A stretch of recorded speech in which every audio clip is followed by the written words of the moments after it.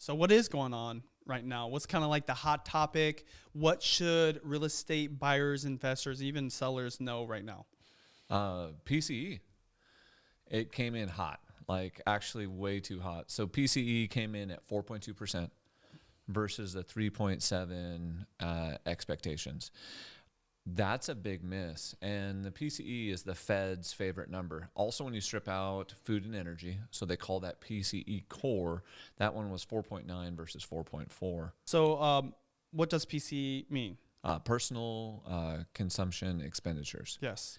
And on top of that, we had other economic data that was not in our favor. So GDP came in at 1.1 versus 2%. So the question right now is, really what's going on? And consumer spending was still up, but you can see consumer spending also slowing down. So this is the economy just throwing flares right now. Mayday, mayday, mayday, we've got problems. And there could be a bigger problem here. And the bigger problem is we could be going right into stagflation. Stagflation is where you have still rising prices, still inflation, but the economy is slowing down. The Fed has to be very, very concerned about stagflation. And us as consumers and as real estate investors, we also have to pay attention to this, because what that does is it basically just gets us stuck in a muck and a mire that is very hard to work out of. Jobless claims, they also came in hotter. So jobless claims came in at 230,000 versus 249,000. Bigger number, better economic data in this example. Now, we don't ever want anyone to lose their job, okay? So it's unfortunate that economic statistics are reported this way. And for the Federal Reserve to win, they have to bring jobless claims up. They've got to slow down inflation in order to get us back to the 2% target inflation rate that they're trying to get us to. What does this mean? It means expect additional hikes from the Federal Reserve. Like, they have to do that. It also means for us as real estate investors, as buyers, as sellers, they can't keep interest rates high forever. So what's happening is we got the banking sector falling apart. We have real estate got a little topsy-turvy, and in some markets it's coming back up. We have services that is still high on the inflationary side. So the goods part, we started to get under control, okay?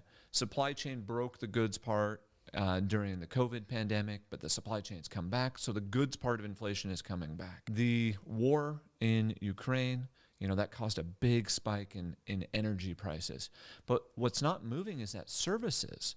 So we've got to get the services pricing down.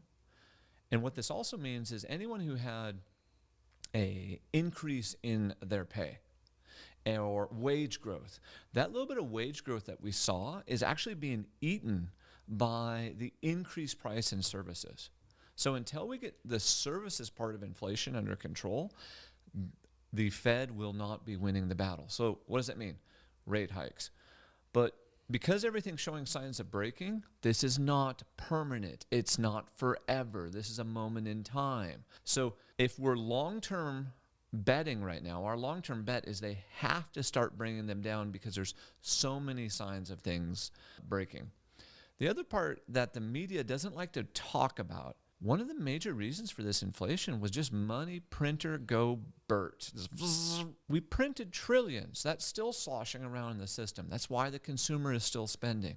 It's why services are costing more, because very simply there were more dollars chasing less goods and services. Therefore, prices have to go up. And consumer spending is still up 3.7%, but showing signs of slowing. One of the things I wanted to do is kind of summarize what you said, because PCE and that number going up is just a sign of continued inflation. I think we're trending in the right direction. Yep. But we have to be prepared that it's going to bounce up and down as we go down. But this was a big miss, and we didn't want it to be that big. Because by this time, with interest rates being raised so high for so long now, you would expect it to be going down, but it's in that bump up moment. And then jobless claims, this is where I think I personally sometimes get confused because it's like jobless claims, unemployment. Basically, right now, jobless claims went down. Yep. That typically needs to go up in order for us to be going in the right direction for inflation to be going in the right direction. And so all this meaning the Federal Reserve most likely will have to continue raising rates. Yes. And how does that affect loans and people's kind of like real estate projects? The Federal Reserve is going to continue to raise rates, and as they raise those rates, what happens is the money supply continues to get pinched. Credit continues to get pinched. Depositors move their money around to go to higher yields to keep up with higher prices. So for us as real estate investors, as land developers, you're going to have more cash. The project is going to have to be a better deal. Otherwise, don't do it. You're taking on too much risk going into a tightening situation. So Peter Schiff, economist, but really is a podcast, voice, been around forever. He just put out this tweet and he said, today's 1.1% Q1 GDP growth confirms the economy is getting weaker as inflation is getting stronger. The Fed has already lost its war against inflation. Inflation won and the U.S. economy lost. The Fed's next move will be to rescue the economy by creating even more inflation. So break down what he's trying to warn us about. This is like the golden nugget of tweets because he basically drops bomb after bomb after bomb. With the economy coming in at 1.1 versus the 2.0 estimate, that is a major miss. It's almost a 50% miss. I mean, it missed it by half. That's a very weak number, and we haven't had a super weak number or a big miss like that since the GDP was negative last year, and magically the federal government said we weren't in a recession. So this is high recession indicator of, hey, this is coming. So I think that's number one. The Federal Reserve, though, why he's saying they're losing is us as consumers, we've got this really short timeline, this short mindset and belief that inflation is just going to poof, magically be gone because we've all got these cell phones and speed of information. Everything's become so instant. Inflation is sticky. Inflation is hard, and you're seeing major parts break. The banking sector, parts of housing, commercial real estate, goods, services, things like that. So he's saying that literally if the Fed doesn't change, we're headed towards economic collapse. So a thesis that we have is that we're going to see slightly higher inflation for longer. It's just something we're going to have to put up with. And the Fed's then going to go to one of their little rule books over here that they kind of hide in plain sight, where they talk about the long-term average of inflation targeting. But the reality is they can take an average over a period of time of that inflation. So they're just going to say, you know what, we're close enough to 2%. Because you're seeing so much pressure in banking and in services and things like that, the reason he says that the Federal Reserve is going to have to rescue us is they're going to have to turn the money printer back on. They're going to have to lower interest rates. And when they turn the money printer back on and they lower interest rates, that is 1,000% inflationary. Brilliant tweet by Peter Schiff. And how does that affect interest rates for people needing lending for their projects or developments? It's not going to affect it immediately. And so you have to look at this more as like a long-term thing. So right now, we are in, second quarter 2023. Possibly by fourth quarter of 23 or early 25, you'll see that easing from the Fed starting to happen. So this isn't a today thing, but this is massive pressure that you can see coming. And when you're a land developer or a long-term real estate investor, you're not planning in months. You're planning in years. You're also planning in decades. So when you can see this coming, great. If I go in on a land development project today, by the time I get this done, we're going to be in a better interest rate environment. So if I can make the deal work today, it just gets even better in the future. So for me and my guys, I'd be like, it's time to make some bets, boys. For sure, especially because a lot of people probably aren't making bets, right? Correct. There's a lot of things maybe not even getting onto the market because the sellers don't even really have a lot of hope. And this is the exact time you want to be planting seeds. And those sellers are, it's very interesting right now, especially in that land development space. In that land development space, the seller wants a number that is not economically viable based on today's interest rates. So the buyer can't pay that. But the seller also knows if I just wait, they probably can.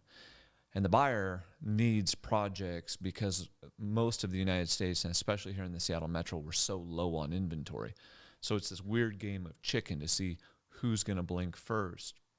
And then how can we bridge these gaps to put deals together? And so kind of one of the things you are seeing is you're seeing just longer term projects with longer timelines being put together, knowing that if I can skip to a later date and time, I can get to a different interest rate environment. Another bank. Now, it's a bank that's been brought up. As you guys know, a lot of banks have been failing, right? Yeah. Needing support from the Federal Reserve, basically government-backed money. First Republic Bank came back onto the news, is the hot topic in terms of the banking industry. What is going on with them, and why does it matter to investors, buyers? First Republic would have already died if the Fed hadn't come in and backstopped everyone by saying, hey, you can bring us your assets and we're going to loan you full face value against those assets. They wouldn't exist. So what they did when SVB and Signature Bank went under was they started backstopping banking. And First Republic also from 11 major financial institutions got $30 billion. So you got to believe that the Federal Reserve kind of went over and was like, hey, JP Morgan Chase, Bank of America, can you give, First Republic, $30 billion? And they're calling in the favor, right? Yeah, hey, yeah. remember when we bailed you out like 10 years ago? Yeah. We need you to return the favor now. Yeah, wink, wink. If you can put some money in here, that would be great. What's happened though, and I actually got to read this to be very specific. 29% drop in its stock on Wednesday was followed by nearly losses of 50% on Tuesday. So First Republic is also playing a game of chicken, and it's a three-way game with the poor consumer and taxpayer stuck in the middle of this game. You've got the Federal Reserve, big banks, and First Republic. And what's happening is there's this crazy push-pull dynamic where First Republic is working tirelessly to stay alive, keep deposits, things like that. These big banks over here are saying, I want to buy you, but I need to get a really good deal. And the Federal Reserve saying, hey, we're giving you money to keep you afloat, but we're not going to intervene. We're not going to step in. We're just going to see where the chips happen. Part of it is they don't want to put that burden on the American taxpayer. Part of it is they have to take a little bit stronger stance because there was so much backlash immediately created when Silicon Valley Bank went under and Signature Bank went under. So there's this game of chicken. And what's going to win out, in my belief, is these big banks are going to wait until they go under. Then they're going to go to the Federal Reserve, just like they did with the other two failures. They're going to get carve-outs, they're going to get protections, and they're going to buy this bank for pennies on the dollar. This bank, its main clientele, wealthy consumers, getting big loans and things like that. Something in the news floated up where one of their customers has an $11 million loan on a house and it's locked at like 2.75. Oh my gosh. Ridiculous. Okay. So this weird push-pull that's happening is the government's unwilling to rescue. The bank's doing everything to stay alive, and the big banks are sitting there just waiting like vultures going, okay, who's going to fall down first, and then how do we get protected to buy this asset? I don't like this constant, I'm going to protect a bank to buy another bank. That's very anti-capitalism. I also don't like this idea of the U.S. taxpayer constantly having, even though they don't directly foot the bill, they indirectly foot the bill for this. Also, as this bank goes under, it leaves some underlying questions. Like, if they go under, is the FDIC then going to raise their insurance premiums and basically recharge that fee to all banks and consumers? The second big question is, what happens to that $30 billion in deposits that was just kind of pushed in by other major financial institutions? So I think one of the reasons nothing's being done with First Republic is it's a can of worms. Nobody wants to be the first to crack it open, but it's also a deal. So someone wants to be, they don't want to be first to the deal. They want to be in second place, third place, fourth place, and get the good carve-outs, the good guarantees, and make it happen. You know, part of what they were trying to do was they were trying to get other banks to buy their assets at above market rates. It's just not going to work long term. So this is a zombie bank. It's basically game over, and it's going to be very interesting to see where the chips fall. Is it a canary in the coal mine? Meaning, is it representing other issues that other banks may have? And we're just discussing this one bank in this one circumstance. But if you were to add 2 or 3 into the mix, then it becomes a true banking crisis again. Right? And the unintended consequence of any of the Federal Reserve's actions is more inflation. I mean, the most simple way to put all this is they spent a whole year fighting inflation. Yes. Arguably, regardless of who was responsible for it, they were doing it by raising interest rates. Yes, things broke, but they reversed all that in like a matter of a few weeks.